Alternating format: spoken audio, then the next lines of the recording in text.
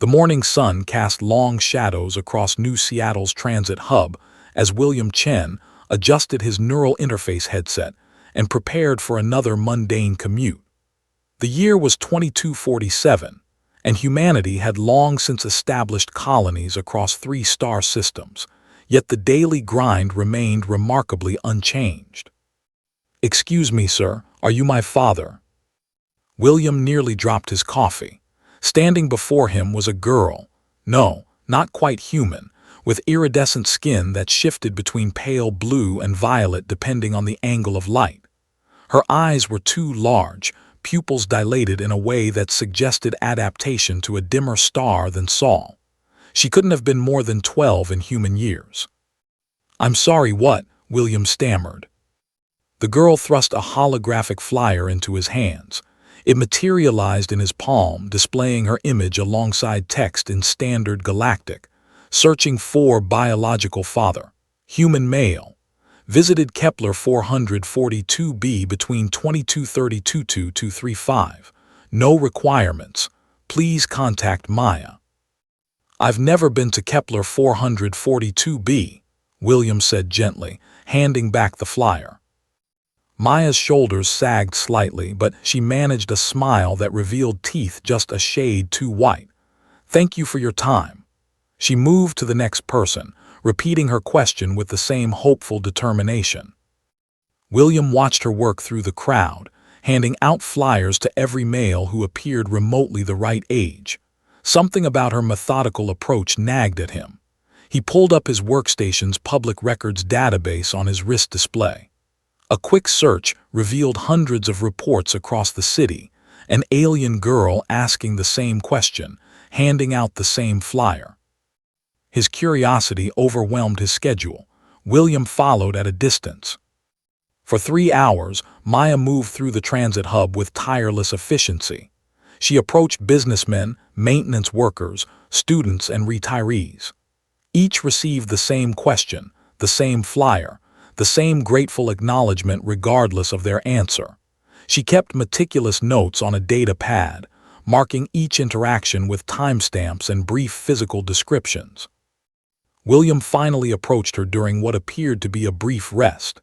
She sat on a bench, her skin now displaying faint patterns of bioluminescence, perhaps a stress response.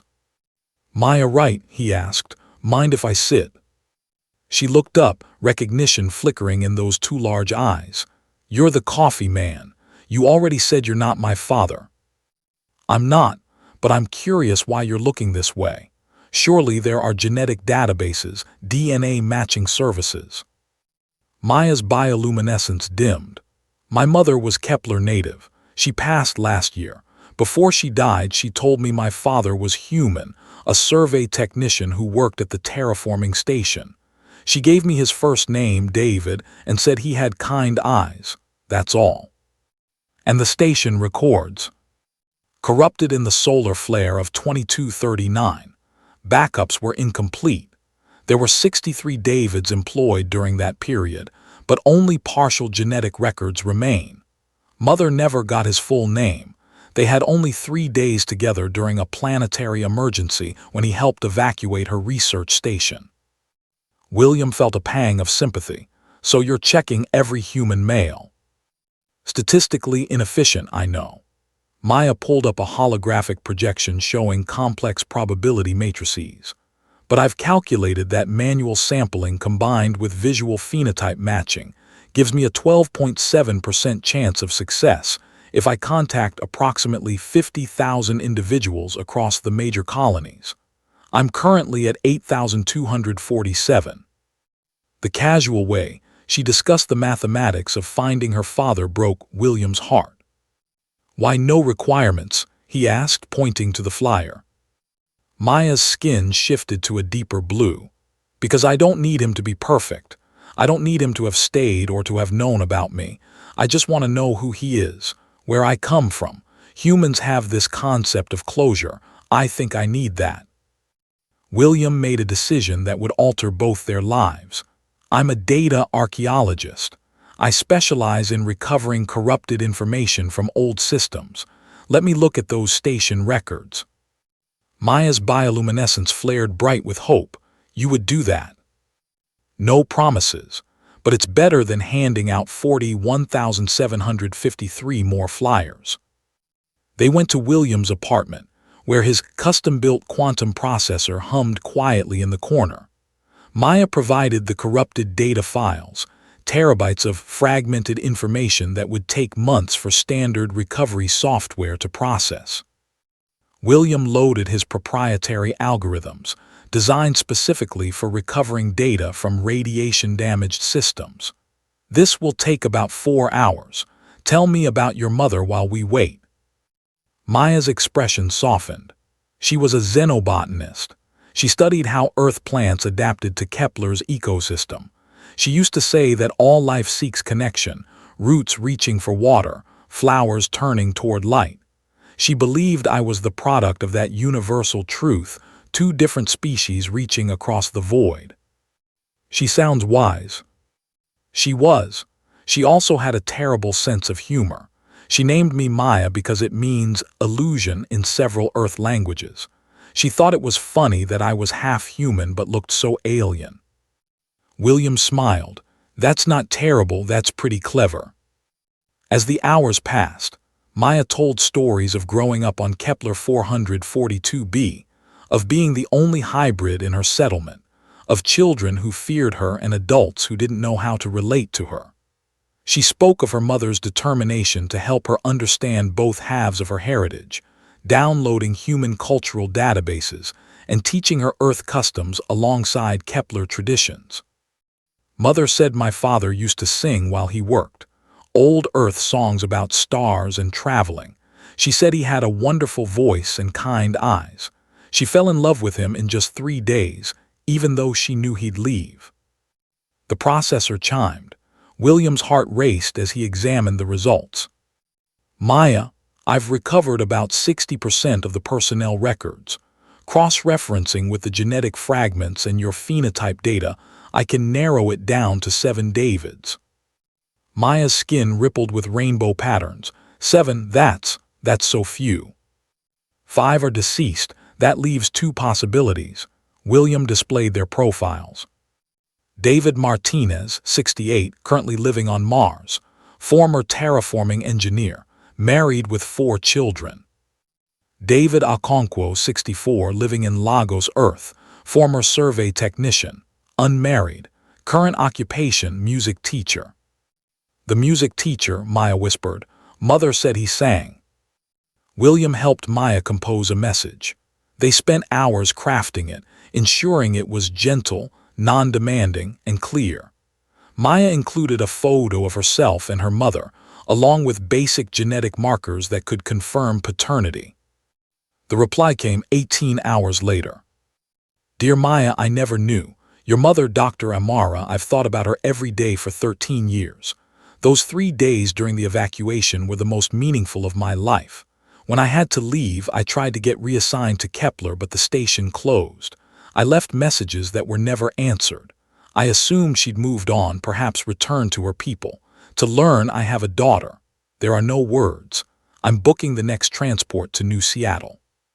Your mother was right about one thing, I do have kind eyes. They're filled with tears right now. I can't wait to meet you. All my love, Dad. Maya read the message 17 times, her bioluminescence creating a light show of emotion across her skin. William sat beside her, his own eyes wet. He wants to meet me, she whispered. Of course he does. He called himself Dad. You noticed that too. Maya looked at William, and for the first time since they'd met, she looked her age, a child who'd found something precious she'd thought was lost forever. Thank you for helping me, for not dismissing me as just another alien looking for something impossible. William smiled. You know what? You're not alien, you're the future. Humanity reached for the stars, and you're proof that we found something worth holding onto. 3 weeks later, William stood in the same transit hub where he'd first met Maya. He watched as David Okonkwo stepped off the transport, a tall man with graying hair and eyes that crinkled at the corners, kind eyes, just as Amara had said. Maya ran to him without hesitation. There was no awkwardness, no uncertainty. David wrapped his arms around his daughter as if he'd been waiting 13 years to do exactly that. When they pulled apart, both were crying and laughing and talking over each other in the universal language of family reunited.